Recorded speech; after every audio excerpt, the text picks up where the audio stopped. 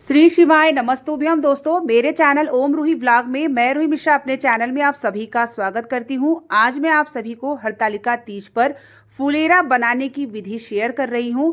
और फुलेरा का इतना महत्व होता है, जब हम फुलेरा और मंडप तैयार करके पूजन करते हैं, मात्र फुलेरा का दर्शन करके कोई कामना अगर बोल देते हैं तो आपकी कामना अवश्य पूर्ण होती है।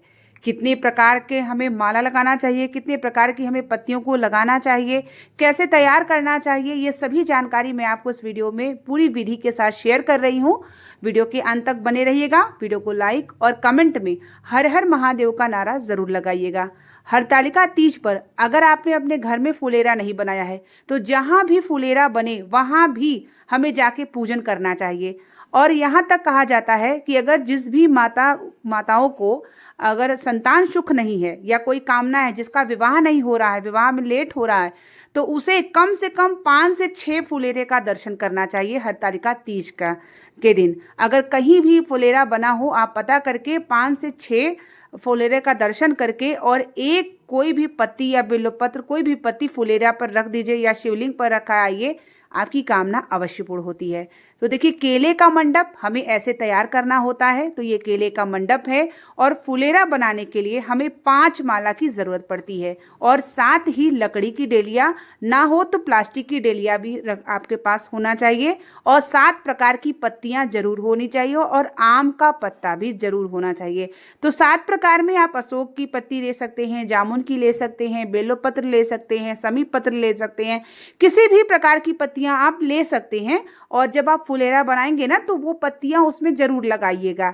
और साथ ही इस दिन पार्थिव शिवलिंग पर 7 प्रकार की पत्तियां चढ़ाने का बहुत महत्व है। कोई भी अगर कामना होगी, अगर आप हरतालिका तीज की पूजा कर रही हैं शाम के समय, परिवार का कोई भी सदस्य, उसकी भी कोई अगर कोई कामना होगी, तो उसके हाथों से भी 7 प्रकार की कोई पत्तियां जरूर चढ़वाइएगा। चाहे नीम की मिल जाए, बेलोपत्र, समी पत्र, धतूरा, मदार, कोई भी पत्तियां मिल जाए। पत्तियों में ऐसा नहीं कोई है कि कोई पत्ती नहीं, कुछ भी पत्ती, फूल की भी पत्ती मिल जाए। तो 7 प्रकार की अलग अलग होने चाहिए, बस तुलसी छोड़ के, क्योंकि तुलसी जो है बस वैकुंठ चतुर्दशी के दिन शिवलिंग पर चढ़ता है।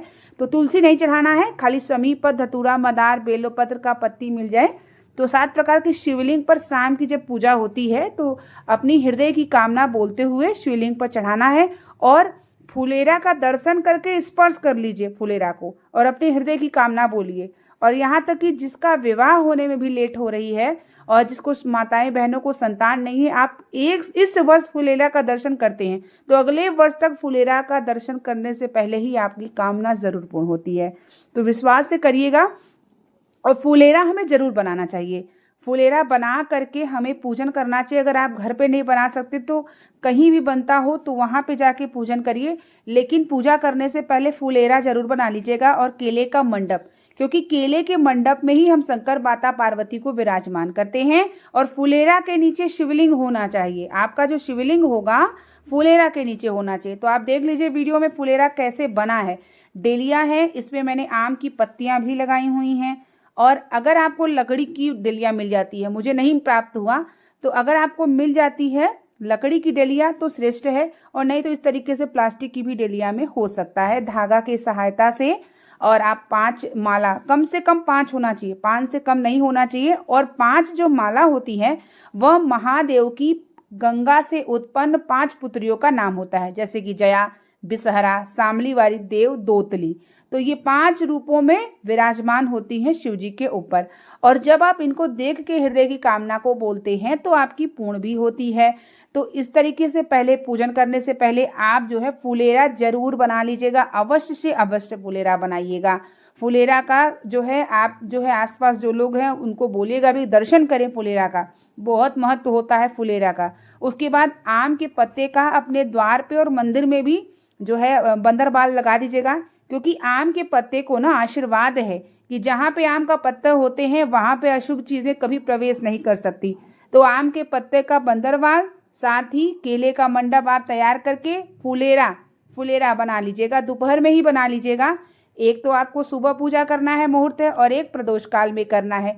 तो प्रदोष काल के समय से पहले ही आप फुलेरा को तैयार कर लीजिएगा, पार्थिव शिवलिंग बना लीजिएगा। और अगर बहुत सारे स्थानों में तो मिट्टी के शंकर पार्वती जी बने बनाए भी मिलते हैं, तो अगर आप बने बनाए ला के पूजन करते हैं तो आप कर सकते हैं। और चौकी पर लाल कपड़ा या पीला कपड़ा बिछा के शंकर माता पार्वती की फोटो हो तो वो भी रख दीजिएगा।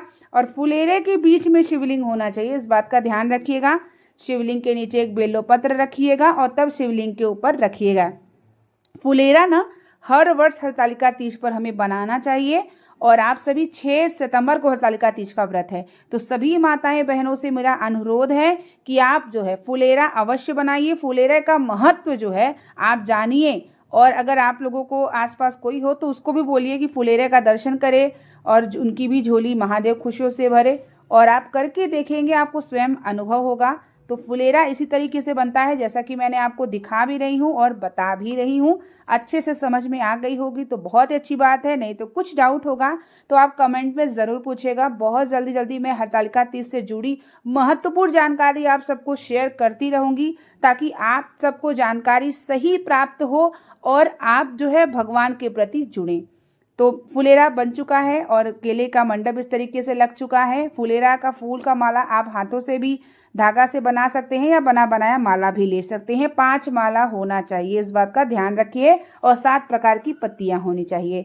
तो उम्मीद करेंगे कि वीडियो आपको अच्छे से समझ में आ गई होगी। बने रहिए मेरे चैनल पे, बहुत सारी जानकारी मैं आप सभी को हरतालिका तीज से जुड़ी देने वाली हूँ। मिलते हैं नेक्स्ट वीडियो के साथ, तब तक के लिए आप लोगों को श्री शिवाय नमस्तुभ्यम। हर हर महादेव।